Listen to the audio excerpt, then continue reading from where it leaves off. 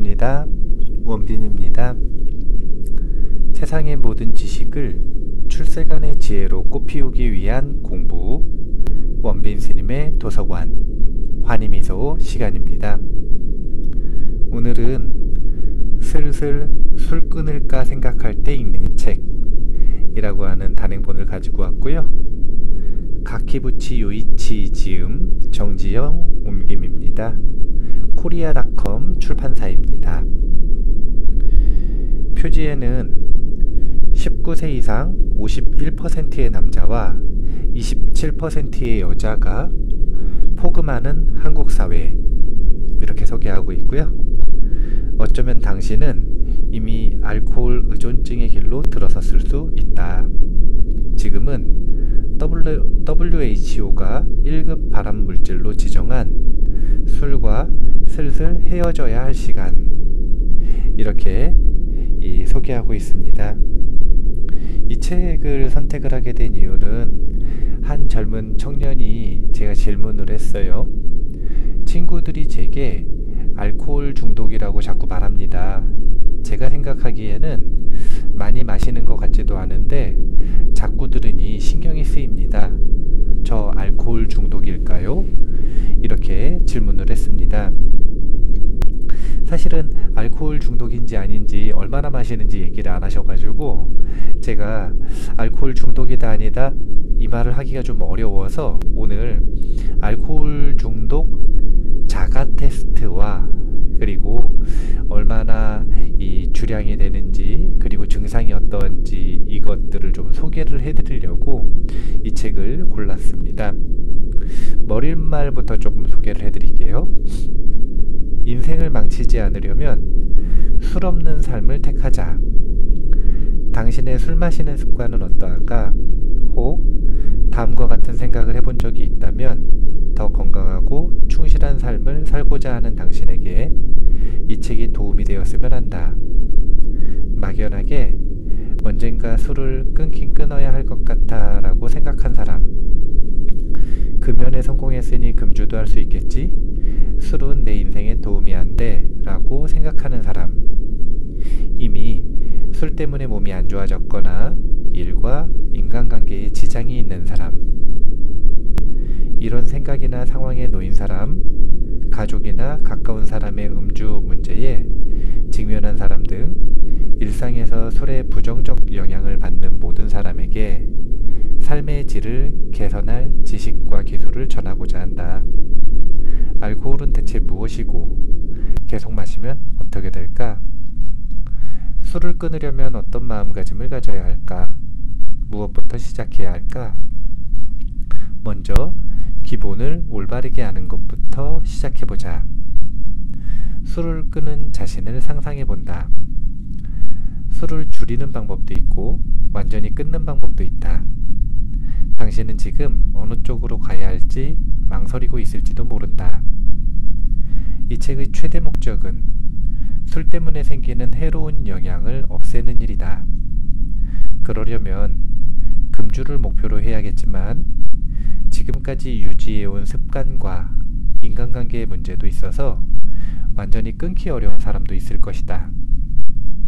술을 완전히 끊기보다 해로운 영향이 크게 줄어드는 것으로 충분하다는 사람도 있다.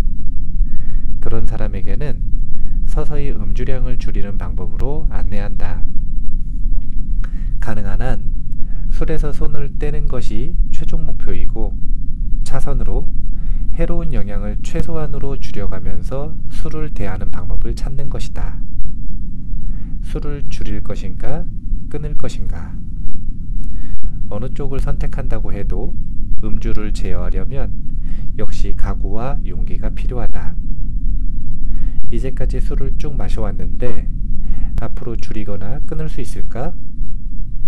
이렇게 생각하는 사람이 있는 반면 간 수치가 꽤 위험해. 당장 대책을 세워야 해. 집에 있을 기회가 많아지니까 혼술을 자주 하게 되어 점점 몸이 무거워져. 자기 전에 술 마시는 버릇 때문인지 몸이 찌뿌둥해. 이렇게 개개인의 사정으로 위기감을 느끼면서도 대책을 미루는 사람도 있다. 그렇다면 망설임 없이 금주를 시도하기 바란다. 단도직입적으로 만약 당신이 술을 조금씩 마시는 건 건강에 좋지 않을까? 라는 마음으로 음주를 한다면 당장 그 생각을 고치라. 앞에서 자세히 설명하겠지만 의학적인 견해로 볼 때 음주를 통해 정신적으로 일시적인 특정 효과를 얻을 수는 있어도 신체적인 건강 효과는 전혀 없다. 이것이 가장 먼저 전달하고 싶은 음주의 진실이다. 심지어 마시는 양이 늘어날수록 심각한 병, 사고, 가정과 직장의 트러블 등 더 많은 위험성을 짊어지게 된다. 나는 알코올 의존증 전문의로서 지속적으로 술을 마시다가 건강장애를 비롯해 다양한 문제를 안게 된 환자를 매일 접한다. 매우 평범한 직장인인데 알코올 의존증인 사람도 상당수 찾아온다. 수치로 나타내자면 현재 일본의 알코올 의존증 환자는 약 100만 명, 잠재적인 환자 수까지 포함하면 전국에서 1000만 명 이상이라고 보고 있다. 가족의 알코올 문제로 고민하는 사람까지 생각하면 결코 남의 일이라고 치부할 수만은 없을 것이다. 이쯤에서 간단한 자가진단을 해보자. 자신이 만약 습관적으로 술을 마시고 있다면 지금 술을 끄는 자신을 상상해보자. 어떤 느낌이 드는가? 가까운 사람에게도 만약 술을 끊는다면 어떤 느낌이 들 것 같아? 라고 물어보자. 소중한 무언가를 잃어버린 기분이 들 거야. 저녁에 술을 곁들이지 않으면 하루를 마무리하지 않은 기분이야. 인생의 즐거움이 줄어서 심심할 것 같아. 역시 술 끊기는 힘들겠어. 이렇게 상실감과 안타까움이 솟아난다면 주의가 필요하다. 이미 경계선에 들어왔거나 알코올 의존증의 직전 혹은 좀 더 진행되었을 가능성도 있다. 술이 없을 때 상실감을 느낀다는 것은 알코올에 강하게 의존하고 있다는 증거다. 하지만 안심하라. 어떻게 이런 상태가 되었는지 우리 몸의 구조를 이해하고 이 책에서 제시하는 순서대로 하나씩 금주 생활을 실천하면 술 없는 인생은 지루해 라는 사고가 술 없는 삶이야말로 멋진 인생이지 라고 말할 정도로 확 변할 수 있다. 대다수가 모르는 알코올의 정체. 이제 이 불교에 입문을 할 때 계율이라고 하는 걸 받게 돼요. 이제 제가 불자들은 5가지 계율을 받게 되는데 이 5가지 계율은 도덕적인 원칙들입니다. 근데 그 중에서 이게 도덕적인 건가 하는 요소가 하나 있어요. 그게 뭐냐면 이 술에 관한 것입니다. 취하는 술을 먹지 않는다라고 하는 건데 불음주계. 이제 이 불음주계를 이야기를 할 때에 이제 핵심은 제가 불자에게와 이 전문 수행자에게 기준이 좀 다른데 전문 수행자는 사실은 한 잔도 먹지 않기를 권합니다. 근거로 드는 게 뭐냐면요. 다른 것 때문이 아니라 술을 먹으면 지혜 종자가 끊어진다.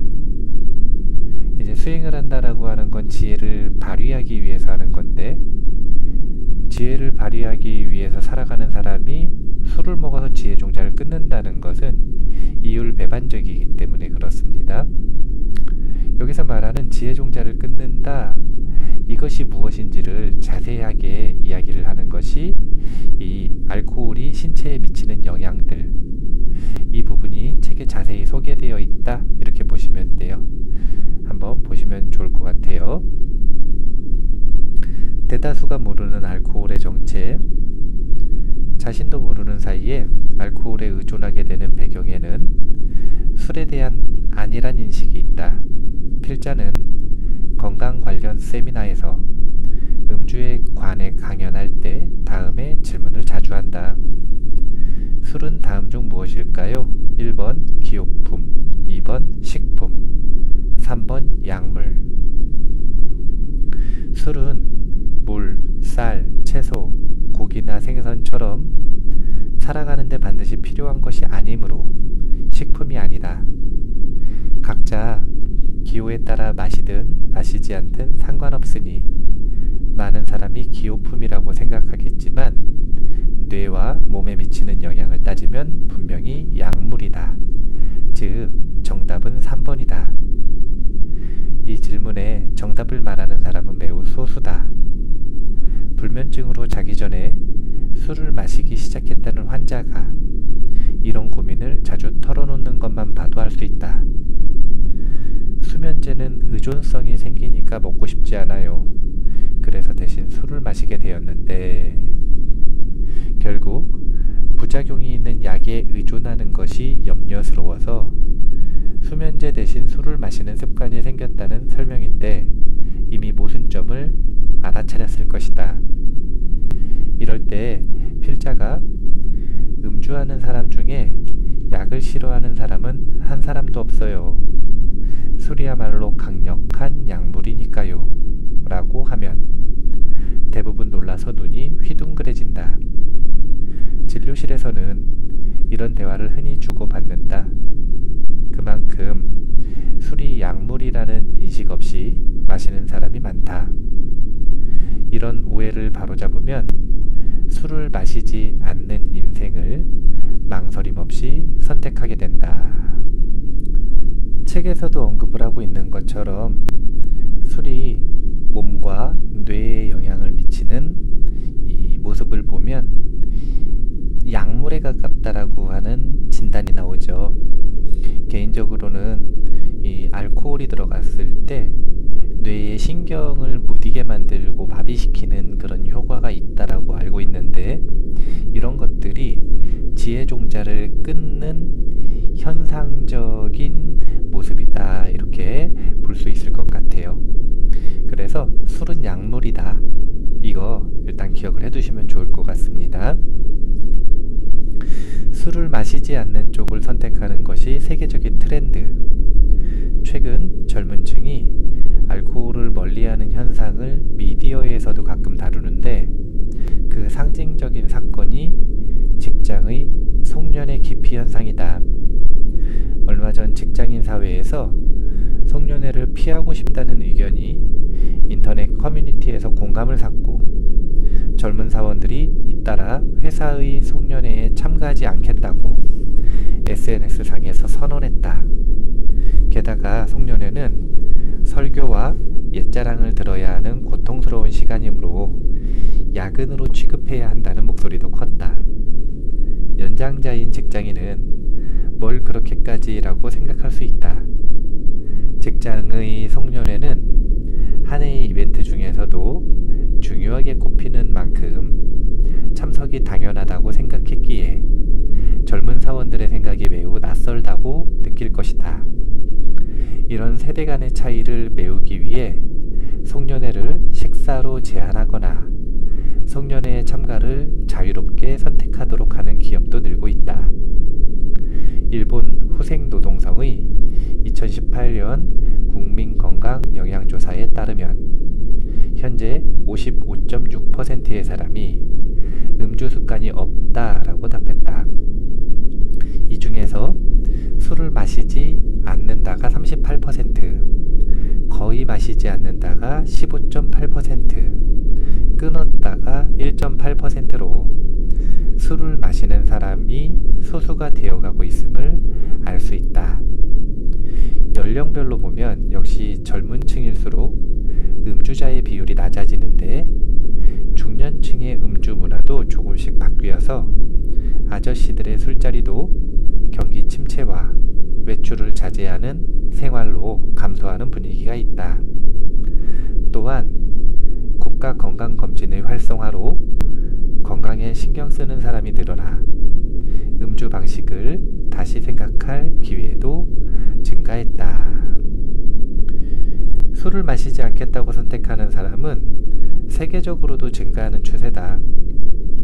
미국의 청년 사이에서 일부러 술을 마시지 않겠다는 소버 큐리어스라는 문화가 생겨났다.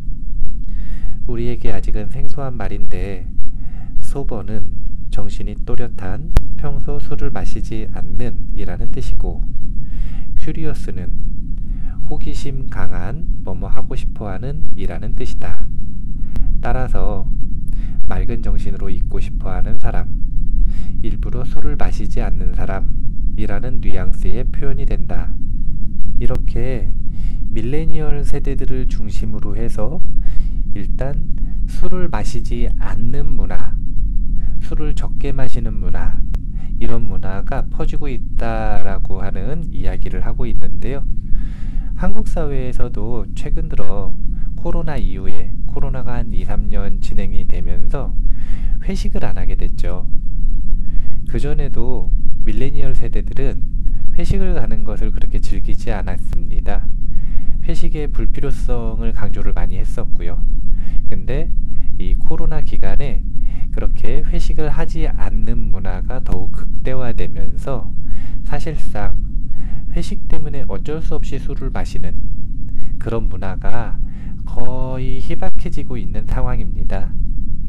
밀레니얼 세대들, MZ 세대들을 이 주축으로 해서 이렇게 술을 마시는 문화가 점점 적어지기 시작을 한다면 다음 세대에는 술을 마시지 않는 것이 상식인 시대, 이런 시대가 다가오게 될 것이다. 이런 이야기를 책 속에서는 하고 있다고 보시면 될 것 같습니다. 근데 술을 안 마시는 문화가 좋은 것인가 안 좋은 것인가 이렇게 생각을 하실 수 있는데 건강에는 분명히 좋다 이렇게 볼 수 있습니다. 왜냐하면 소개를 해드릴게요.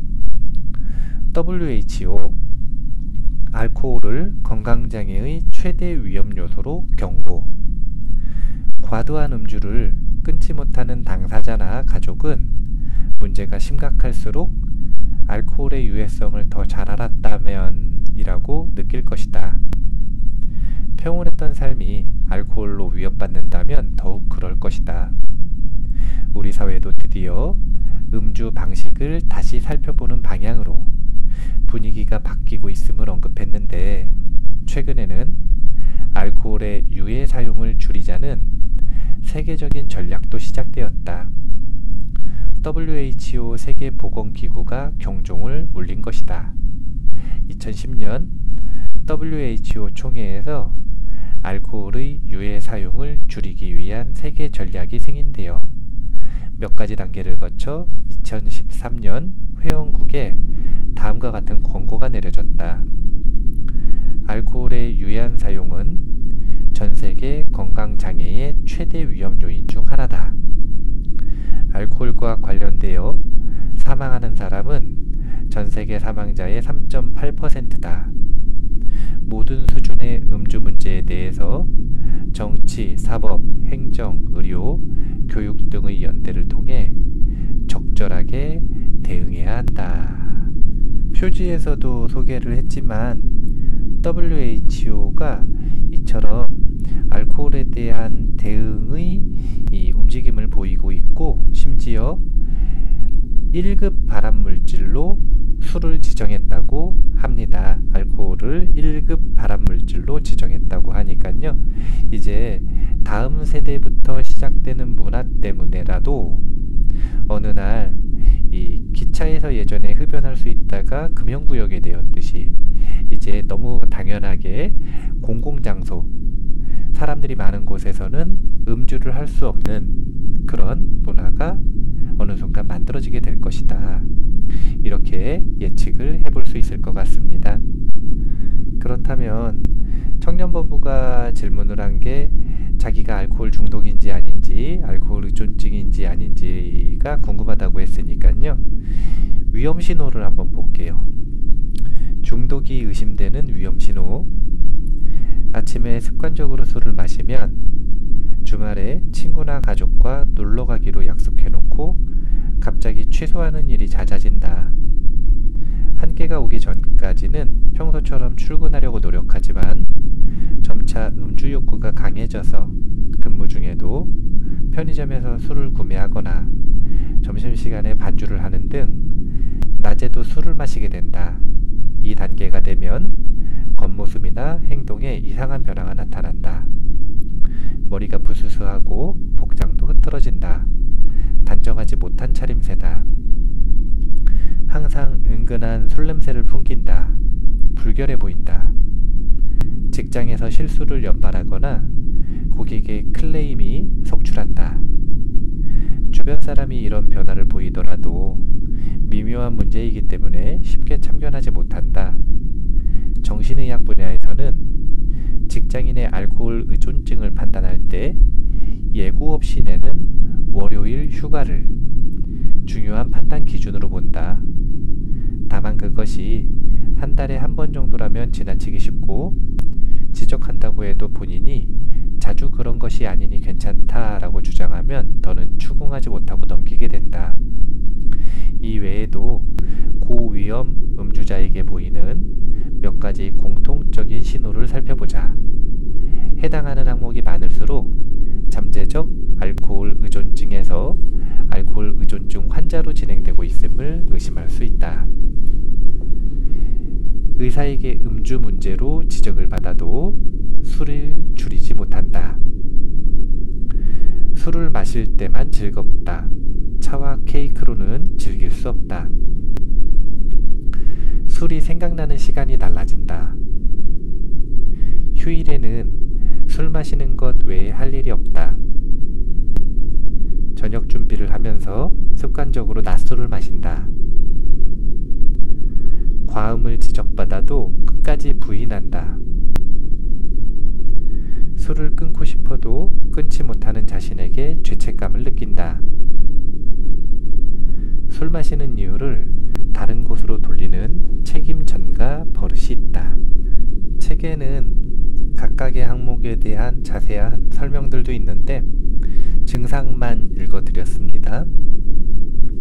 이것도 한번 비교해 보시면 좋을 것 같아요. 알코올과 알코올 의존증에 관한 5가지 오해.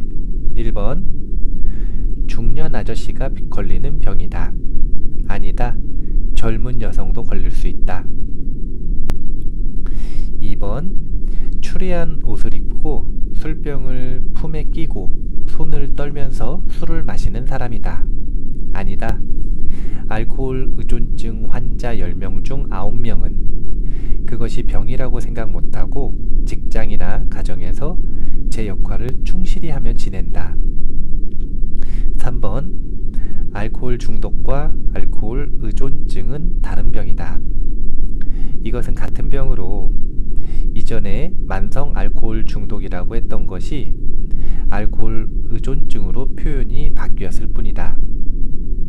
4번, 알코올 의존증에 걸려도 치료를 받고 나면 술을 적당히 즐길 수 있다.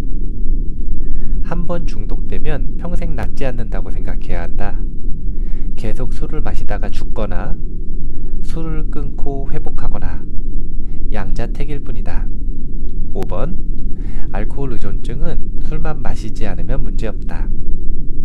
합병증이나 중증이 아닌 경우 술을 끊으면 회복할 수 있지만 정신적인 문제는 사고방식과 생활방식을 의식해서 계속 고치려고 노력해야 해결할 수 있다. 이렇게 알코올 중독이라고 하는 이것에 대한 오해들이 있는데 우리가 알코올 중독 그러면 뉘앙스가 좀 강하잖아요. 그래서 요즘에는 알코올 의존증이라고 하는 표현을 쓴다고 하는데 이 알코올 의존증을 한번 의심해 보실 필요가 있다. 주변 사람들이 분명히 뭔가 위험 신호를 받기 때문에 얘기를 해주잖아요. 그리고 술을 마시는 것 같지 않은데 부인 현상도 있고 그러면서도 자꾸 신경이 쓰인다는 건 끊어야 하나 근데 끊지 못하겠다 이런 죄책감도 약간 있을 수 있고 이런 상황이라고 보이기 때문에 한번 알코올 의존증을 의심해 보는 것이 어떨까 이런 생각을 해보게 됩니다. 그렇다면은 음주량을 한번 봐볼게요. 음주량. 높아지 않은 적정 음주량이 얼만큼인지 한번 읽어보겠습니다. 국가에서 제시하는 건강지침에는 알코올 의존증의 발병 위험이 낮은 적정 음주량을 정해놓았다. 남성의 경우 하루 평균 알코올량 20g 이하다. 어림잡아 맥주 500ml, 정종 180ml 미만, 25도의 소주로는 100ml, 와인은 작은 잔으로 2잔 정도에 해당된다. 이 숫자를 보고 고작 이 정도만 마시라고 이렇게 생각할 수도 있다. 기준치를 알면 과음인 사람이 얼마나 많은 양의 술을 마시고 있는지 알 수 있을 것이다. 게다가 여성의 경우 알코올의 영향을 더욱 쉽게 받기 때문에 적정량이 남성의 절반, 알코올량 10g 이하다. 성별과 관계없이 고령자, 술에 약한 사람, 술을 마시면 바로 얼굴이 붉어지는 사람도 표준 적정량보다 소량을 마시는 것이 바람직하다. 임신 중에는 소량이라도 위험하므로 반드시 금주한다. 술을 마시는 간격은 적정량을 지키면서 일주일에 이틀 연속해서 마시지 않는다. 이제 남성은 20g 이하, 여성은 10g까지 이렇게 이 적절한 음주량이 정해져 있다. 알코올 의존증을 피할 수 있는 음주량입니다. 그러면 알코올 의존증에 걸리기 쉬운 고위험 음주량은 이것의 2배라고 보시면 됩니다. 남성이 20g이었으면 이 40g을 넘어가기 시작하면 알코올 의존증에 걸릴 위험이 높다. 맥주가 500ml가 적정량이었으니까 500ml 2캔, 소주가 100ml면은 소주가 한 병에 몇 ml인지 모르겠는데 200ml를 넘어가기 시작하면 고위험이라고 보시면 되는 겁니다. 와인은 작은 잔으로 2잔이었으니까 4잔을 넘어가기 시작하면 고위험군으로 분류되기 시작을 한다. 이렇게 보시면 돼요. 이제 사람들이 자기는 술이 세다 이렇게 생각할 수 있죠. 그런데 재밌는 것은 술에 약한 체질의 사람보다 술에 강한 체질의 사람이 훨씬 더 알코올 의존증에 걸릴 가능성이 높아진다는 사실입니다. 왜냐하면 티가 안 나니까 많이 마시니까 되는 거예요. 그리고 자기는 술이 세다는 인식이 있어서 세기 때문에 많이 마시는 거죠. 또 이렇게 이 알코올이 잘 분해되는 분들, 술이 센 분들은 술을 마시고 나서 사실은 실수를 잘 안 하는 경향이 있어요. 그런데 실수를 잘 안 하다 보니까 문제의식을 잘 안 가지게 되거든요. 그래서 또 어떻게 되는 거냐면 알코올 의존증에 걸릴 확률이 높아지는 거죠. 우리가 술을 마시면 이 실수를 하게 되는데, 이상행동을 하게 되는데, 그 이상행동 대표적인 것을 5가지로 꼽았습니다. 첫 번째는 말이 많아진다. 술버릇이 나빠진다. 두 번째는 술을 마셨을 때의 기억이 없다. 세 번째는 같은 말을 반복해서 한다. 네 번째는 걸음걸이가 비틀거리며 불안해진다. 다섯 번째는 요실금이 생긴다. 화장실을 자주 가게 된다라는 거죠. 그런데 이런 장애들이 생기면, 그러니까 여기서는 좀 표준적인 것만 이야기를 했는데, 이런 장애들을, 이런 현상들을 연계해서 꼭 실수를 하게 되죠. 어쨌든 이런 장애들이 있으면, 그러면 문제의식을 가지고 알코올 의존도가 좀 낮아질 텐데, 이제 술이 세다고 방심하면 안 된다는 이야기를 하고 싶습니다. 우리가 그렇게 술이 안 좋다라고 하는 걸 알면서도 우리가 술에 의지하는 이유를 보면, 호르몬의 관점에서 볼 때 도파민의 소행이다 이렇게 얘기하고 있는데요. 한번 읽어볼게요. 알고 있지만 그만두지 못하는 것은 도파민의 소행. 우리는 왜 적정량을 훌쩍 뛰어넘어서까지 술을 마시는 것일까? 많은 사람이 왜 알코올이라는 약물에 의지하는 것일까? 그것은 뇌로 가는 매력과 보상이 투자 대비 크기 때문이다. 뇌의 구조에서 보면 알코올이 가져오는 보상에 대한 열쇠를 쥐고 있는 것은 도파민이다. 도파민은 의욕, 활기, 행복의 토대가 되는 쾌락물질이다. 뇌의 활동은 수십 종류의 신경 전달 물질이 각각의 신경계에서 활성화되어 발생한다. 뇌의 보상 회로로 도파민 분비가 증가하면 행복감, 편안함, 의욕 향상 등을 느끼게 되고, 이러한 기분 좋은 감정으로 약물에 대한 정신적 의존이 형성된다. 알코올은 소량이라도 효과적인 보상 회로로 도파민의 분비를 촉진한다. 또 세로토닌과 오피오이드라는 신경 전달 물질의 분비도 늘리기 때문에 불안이나 걱정 등 부정적인 감정을 날려버려서 고통을 잊게 해주기도 한다. 아주 매력적인 양리 효과다. 이런 효과를 저렴한 가격으로 손쉽게 볼 수 있으니 쉽게 빠져들고 적정량을 훌쩍 넘겨 마시게 된다. 투자 대비 보상이 크다는 것이야말로 알코올의 함정이다. 도파민은 음주했을 때뿐만이 아니라 일상의 다양한 상황에서 분비된다. 즐거운 취미시간, 맛있는 음식을 먹을 때, 게임에 열중할 때, 연애 감정으로 설렐 때, 또한 성공해본 경험도 도파민의 중요한 자극제다.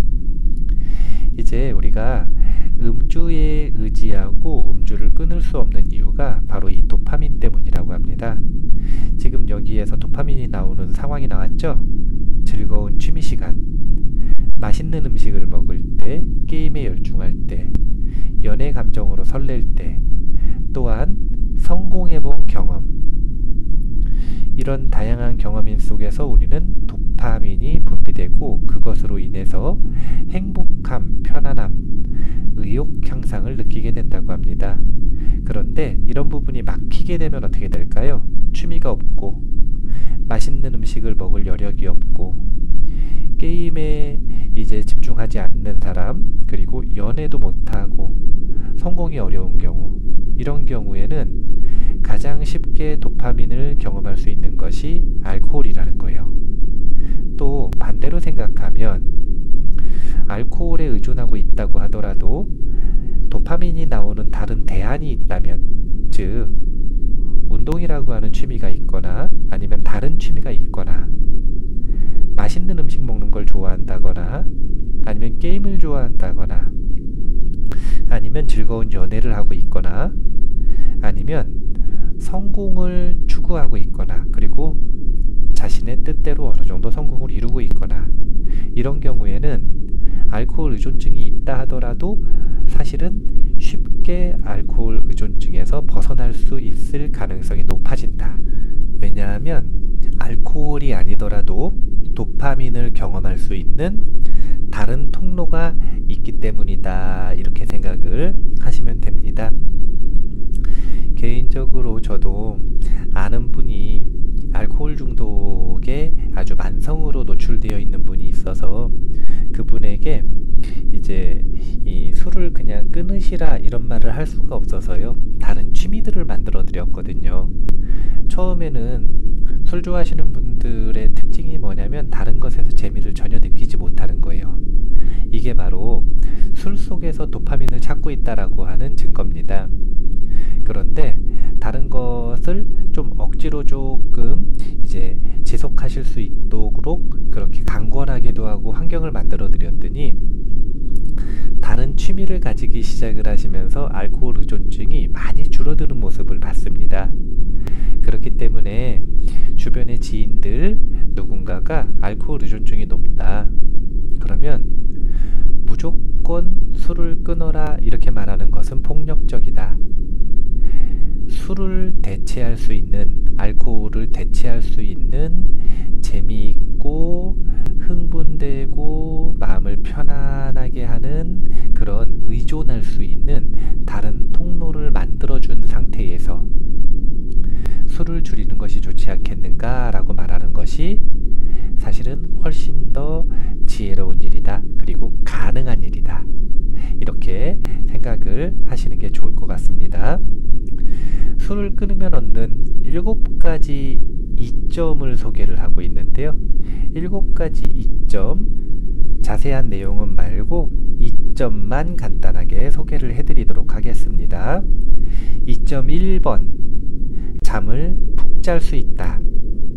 술을 마시지 않을 때의 이점은 상쾌한 아침으로 알 수 있다. 2.2번, 저녁 식사의 양과 체중이 줄어든다. 안주를 많이 먹게 되잖아요. 금주 다이어트의 효과로 외모가 젊어진다. 술을 끊을 때의 2.3번, 피부 상태가 좋아진다. 활성산소는 장기와 피부에 염증을 일으킨다. 이뇨작용과 비타민 B군의 부족으로 피부가 푸석푸석해진다. 수면장애도 피부 트러블을 만드는 범인이다. 그러니까 술을 마시면 활성산소가 많아지는 것이고 이뇨작용이 심해지는 것이고 비타민 B군이 부족해지는 것이고 그리고 수면장애를 불러일으키기 때문에 피부가 안 좋아진다는 거죠. 다시 또 술을 끊을 때의 2.4번, 지출이 줄어든다. 술값만큼 한 번에 많은 돈을 지출하는 그런 일들이 흔치 않죠. 5번, 술을 끊을 때 2.5번, 생활습관병이나 암에 걸릴 위험이 낮아진다. 이제 생활습관병은 식생활 때문에 걸리는 병들인데 이 건강하지 않은 식생활로 인해서 비만도 걸릴 수 있고요. 여기서 수면장애가 있으니까 수면장애로 인해서 다양한 건강 문제도 생길 수 있고요. 그리고 WHO에서 1급 발암물질이라고 이야기했다고 하죠. 술을 끊을 때의 2.6번, 사고가 맑아진다. 이게 바로 지혜종자가 발휘되는 겁니다. 술을 마시면 지혜종자가 끊어진다. 기억을 해두시면 좋고요. 술을 끊을 때의 2.7번, 여유가 생긴다. 여유가 생긴다. 우리가 이렇게 술을 끊을 때의 2.7가지도 한번 꼭 읽어보셨으면 좋겠다 이런 생각을 합니다. 질문을 하신 청년 버부도 이 알코올 의존증에 해당될 수도 있으니까요. 이런 알코올 의존증에서 벗어나는 이점을 보시고 꼭 이 자신의 알코올 의존증을 해결을 하셨으면 좋겠다 이런 생각을 가지고 있는데요. 마지막으로 경고의 내용을 좀 소개를 해드리도록 하겠습니다. 알코올의 높은 의존성은 불법 약물을 능가할 정도. 각성제와 알코올 중 어느 쪽이 해로울까? 이렇게 묻는다면 뭐라고 답할 것인가? 망설임 없이 각성제라고 대답할지 모르겠지만 높은 의존성이라는 관점에서 보면 반드시 그렇지는 않다. 알코올은 합법적인 약물이므로 암페타민이나 코카인 등의 불법 약물에 비해 안전하고 유해성이 낮다는 인식이 있지만 합법이라서 안심할 수 있는 것은 아니다. 이는 각 약물의 의존성을 비교해보면 알 수 있다. 약물의 의존성은 약물 자가 투여 장치를 사용한 비율 누진 실험이라는 방법으로 조사할 수 있다. 이 장치는 약물 의존증에 걸린 실험동물이 레버를 누르면 해당 약물이 투여되는 구조로 되어 있는데 실험동물은 의존하는 약물을 지나치게 원해서 레버를 계속 누른다. 벵골 원숭이로 실험한 결과가 있다. 다음 표를 보면 위쪽 4개가 합법 약물, 아래쪽 3개가 통상적으로 말하는 불법 약물이다. 실험에서는 처음에 레버를 99번 눌러도 반응이 없다가 100번을 눌렀을 때 약물이 투여되도록 설정했다. 실험 동물이 100번을 다 누르면 약물이 투여될 때까지의 횟수를 조금씩 높인다. 약물에 따라 포기하지 않고 레버를 계속 누르는 횟수는 대충 정해져 있지만 이 횟수가 많을수록 의존성이 높다고 할 수 있다. 결과는 다음 표와 같으며 각성제가 2690번에서 4530번, 코카인이 6400번에서 12800번인데 알코올은 1600번에서 6400번이다. 이 수치를 비교해보면 불법과 합법 약물에 큰 차이가 나지 않으며 합법인 알코올의 의존성도 상당히 강하다고 볼 수 있다. 이제 이 표에 보면은요, 알코올은 1600번에서 6400번이거든요. 그런데 불법으로 판매되는 모르핀이 1600번에서 6400회 똑같습니다. 알코올과. 이게 무슨 뜻인가? 100번 누르면 이 약물이 실험 동물에게 투여되는 형식의 실험을 했다는 거예요. 그런데 아무리 눌러도 알코올이 나오지 않는 상황 속에서 약물이 나오지 않는 상황 속에서 실험 동물이, 그러니까 원숭이가 모르핀을 원하는 횟수가 포기하지 않고 1600번에서 6400번까지 계속 레버를 누른다는 이야기입니다.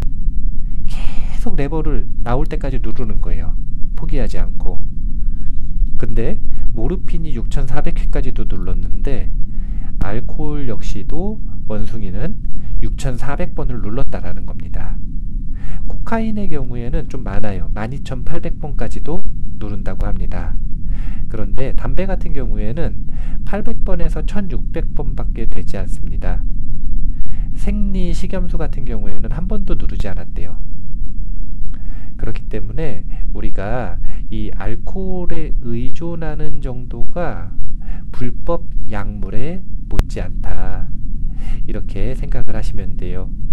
우리가 이 알코올 의존증이라고 하는 증상을 이미지화할 때 원숭이가 약물을 투여해 달라고 포기하지 않고 레버를 누르는 장면을 생각을 하셨으면 좋을 것 같아요.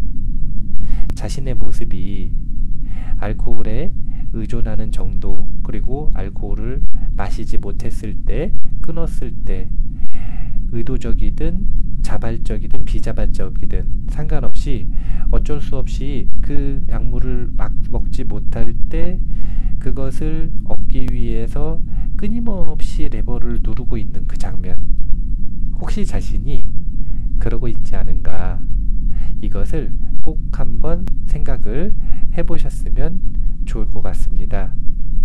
만약 자신이 그 입장이 된다면 사실은 좀 비참하지 않은가, 이런 생각을 하게 됩니다. 대안이 있잖아요. 왜 그것을 계속 눌렀는가, 이것을 보면 도파민 중독과 아주 유사하다는 것인데요. 그렇다면 우리가 차라리 재미있는 일, 즐거운 일, 취미를 만들고, 아니면 연애를 하고, 아니면 자신의 성공을 추구하고, 이렇게 다른 대안을 통해서 이 도파민을 공급받고 도파민을 즐기는 것이 더욱 낫지 않은가, 이런 생각을 하면서 오늘 이야기를 마무리하려고 합니다. 버부님이 직접 책 속에 보면은 이 알코올 의존증 자가진단 테스트 문항들이 있거든요. 그 문항을 읽어보시고 한번 자가진단을 해보시고 문제의식을 지니신 채 알코올 의존증을 어떻게 해야 할지 직접 결정을 하셨으면 좋을 것 같습니다. 마무리할게요. 세상의 모든 지식을 출세간의 지혜로 꽃피우기 위한 공부, 원빈 스님의 도서관, 환희미소 시간이었습니다. 감사합니다.